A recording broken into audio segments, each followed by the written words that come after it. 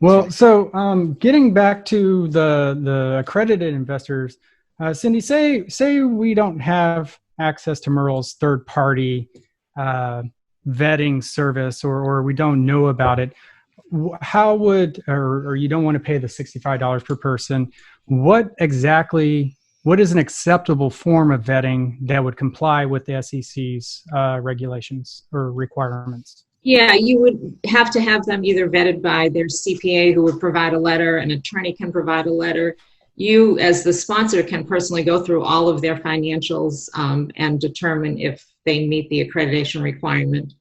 My advice would be pay the $65. It's a lot easier. And oftentimes the investor feels more comfortable providing all their information and financials to a third party versus you.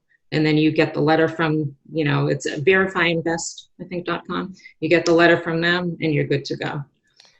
But there are other acceptable methods of verification if for some reason you don't want to use the third party. Just for 506B and C? No. 506C. 506B, as part of your PPM package that you have the investor sign documents of, is an investor questionnaire.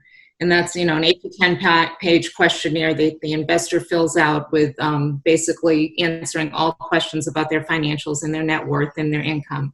And if it's 506B, you can rely on those answers to determine whether they're sophisticated or accredited. Okay. Yeah. And by the way, we can actually, if you guys want, we can have anybody that logs in at the end of the show to get more information. We can provide an investor questionnaire that's promulgated by the SEC, so people that are doing 506Bs understand what they're going to be sending to their investors.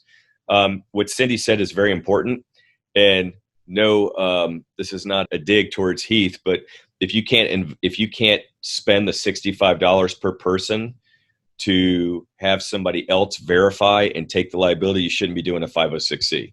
Now, that's not. I know you were asking hypothetically, but the reality is if you wanted to do it right, you would literally contract with a mortgage broker. That's what I would do, because they are so used to looking at people's financials. And that's going to probably cost you 10 to 15 grand to go through all that. And you will never spend 10 to 15 grand on, even if you did $165 accreditations, that's $6,500. It's the best money you've spent. I'll loan you the money at 14% with 3 points. That's good. Now, so one question I have written down is, are the GPs, the managers, right, as you call them, if they're also investing in the deal as well, right? Are they factored into that 35 non-accredited investors? No. So if you're a true sponsor in a deal, you are what is the word? You're relieved of the obligation of being a credit investor. So if Hutch and I do a deal together, and I don't know Hutch's financials, so I'm just going to use this for example purpose only. Hutch is a sophisticated investor, not a credit investor. Hutch can still invest in a 506C with me because he's part of the manager. He's deemed to be a higher level, and you are anyway in my mind, Hutch. All right. Tight. Tight.